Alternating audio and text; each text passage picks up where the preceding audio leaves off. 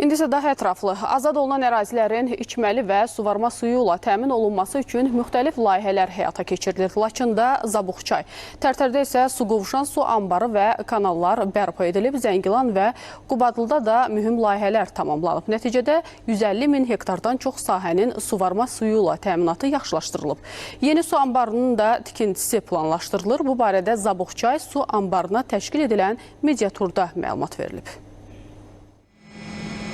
Laçında həyata keçirilən tikinti və bərpa layihələri sırasında Zabuqçay su anbarı və ona bağlı magistral boru kəməri artıq istifadəyə verilib. Bu, rayonda əkin sahələrinin və bağların suvarılması, məhsuldarlığın yüksəldilməsi üçün çox əhəmiyyətlidir.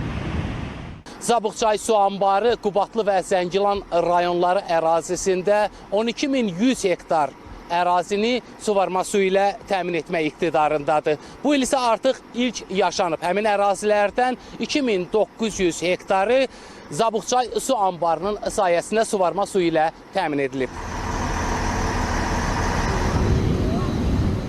Bu 12.100 hektarda bu kənd təsərrüfatı məhsulu istehsalının artırılmasına, məhsuldarlığın artırılmasına, yeni iş yerlərinin yaradılmasına, sudan qənaətlə istifadə olunmasına öz müsbət təsirini göstərəcəkdir. Yeni texnologiyalarla, damcılama, yağdırma üsullarından bunun suvarılması çox müsbət haldır. Ona görə ki, istənilən vaxtı sən əkin sahəsini suvara bilirsən, suya qənaət edə bilirsən.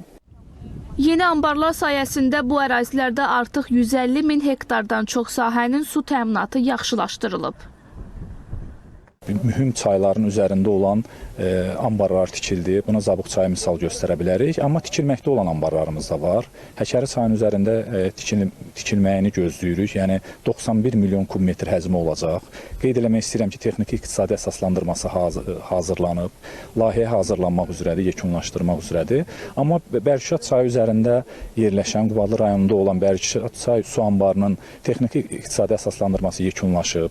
Layihə bitib, ekspertizaya göndərilib. Yaxın zamanda biz həmin anbarın tikintisinə başlayacağıq. Bu layihələrin icrası Laçın, Qubadlı, Zəngilan və digər rayonlarda əkin sahələrinin suvarılması ilə yanaşı, həm də əhalinin içməli su ilə təminatına töhfə verəcək. Elnur Tofiq, Rəşidə Zülfüqarova, Elmin İsfəndiyarov, Ayşən Cümşudova.